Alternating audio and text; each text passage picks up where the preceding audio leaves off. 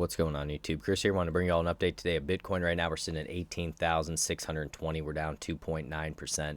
What we're going to be doing is looking at Bitcoin on the 4-hour time frame so we get a little bit better picture of the price action. So that's where I want to start today. And what you'll notice is on the 4-hour time frame, we have now lost the 20 EMA in purple, and in pink, we've lost our 50 moving average as well. And typically in uptrends, you can see we find a lot of support off that 50. So the fact that we have or potentially could be losing that today on the 4-hour time frame is something you do want to pay attention to. If we zoom out here, for the most part in these uptrends, we'll find support off that pink 50 moving average, and we have now on a 4-hour time frame actually closed below it. You can see right here, this candle, we closed below it, and now what we're doing, we're at the bottom of this triangle. Okay, so this little symmetrical triangle or pennant, whatever you want to call it here, which is typically more of a neutral pattern. We've talked about that. If we do get a break through the downside here, we're going to look at this 100 moving average on the 4 hours, see if we can find support at 18,503. The issue here is we're basically still a little correlated with the stock market. The stock market's been running up for the past 6 weeks or so, and now we're starting to get a little bit of a cool down today, and that also could be causing just a slight cool down as well for Bitcoin, which, guys, I really believe even if we had a dump down to $14,000-$15,000, I think that not financial advice would be a great buying opportunity, and I still think it'd be extremely healthy for the market. So that's not something that has me too worried in terms of if we do have one of those major crashes, because a lot of institutional investors are buying this up now, and I think it'd be fairly quick, like we had over here where we dropped real fast, had some longer wicks, a lot of buying pressure came in, and then we're off to the races again. So that's something that I would look at.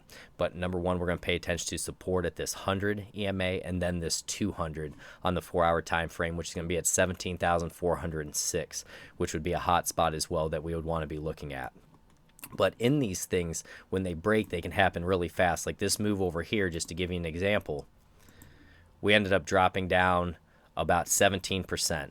If we end up measuring where we're at now, say we break down out of this symmetrical triangle here, 17% would put us roughly at about $15,500. Now, if we were to stay in this triangle and we bounce back up here and we got up through that and we were able to have a trend line break to the upside and we got through 19,580 and 19,936, then what we'd want to do is measure that about 16 to 20% to the upside out of here, and we'll see where this would take us. So if we do have an upside break of 20% or so, that could take us well up into around 23,500, right in that range. But this is an area where you still want to be protective. Okay, so if you're a long-term investor, you just want to let this ride. Okay, you're a long-term investor, you're looking at the daily, weekly chart, we're in an uptrend, you just want to cruise through this. If we have a deep retracement, buy the dip, that's what you're looking for. If you're a shorter-term trader, okay, like a day trader, swing trader, this is where you want to be cautious, because if we do have this breakdown through this lower trend line, things could get aggressive very fast. The RSI is at 40 right now, so it's not like in an overbought condition when we're at this lower trend line. So that's something that is good for us, because typically when we have these massive sell-offs on the 4-hour time frame for the RSI, what I like to do is look to see how low or how high we typically get. And our low last time we dumped was about 25 on the RSI, so we definitely can get down to that area, and with us being at 40 right now, that would definitely potentially give us a dump down into that $15,000, $16,000 range if we do move to the downside. But with the RSI being at 40 here in a symmetrical triangle, anything can still happen because we have plenty of room to break to the upside, and you know how news comes in for Bitcoin. It comes in very hot, fast, and aggressively, so if we have some good news today or throughout the next couple days, maybe we could get that upside break. But right now, looking at the technicals, if we do lose that lower part of the symmetrical triangle, most likely we're going to have a bigger dump on heavier volume, and I would just be aware of that. Okay, because typically, guys, just like we talked about, when we step back out here, I want to point these things out to you. Do you see this entire uptrend here? Look at the 50 moving average in pink. We always found support off that until we finally broke it, and once we broke it, we had that big dump. We got back up above it, and now we are breaking down again on the 4-hour time frame on a little bit heavier volume. So that's where I'm saying to everybody, if you're a shorter term trader, just be aware here. We potentially could have a big dump and some buying opportunities to come. Okay, longer term investor, not financial advice. This is where you just want to continue to ride out this wave cycle, continue to ride up this bull market, and sit back and relax. That's the main thing that you can do if you're a longer term investor, because if we bounce out to the 1-day time frame here, And also, if you get something from these videos, guys, don't forget to like, subscribe, hit that notification bell. Help this channel out the best you can. I really appreciate all your help.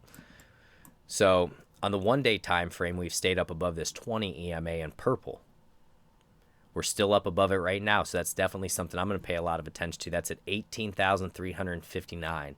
See if we can hold that as support. If we don't, then be down around this 50 moving average, in my opinion, at 16,527, then down around that 100 at 14,580. But when you look at this on the 1-day time frame, we can't be greedy here, guys. I mean, we're up above our 200 moving averages all the way down around 12,624. And that can still be tested even in the bull markets.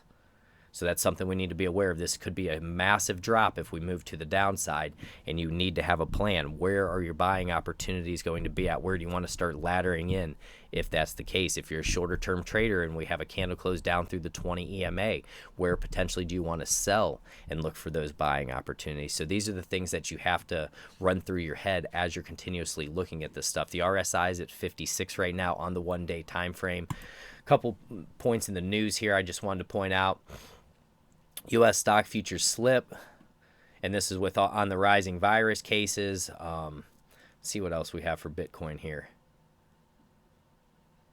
Let's see, morning call, staying on the sidelines. So that's basically people stepping back right now, being patient and waiting which direction, or waiting to see which direction the market's going to end up going. Stocks take a breather here. So this is just some different stuff you want to take a look at here in terms of the news.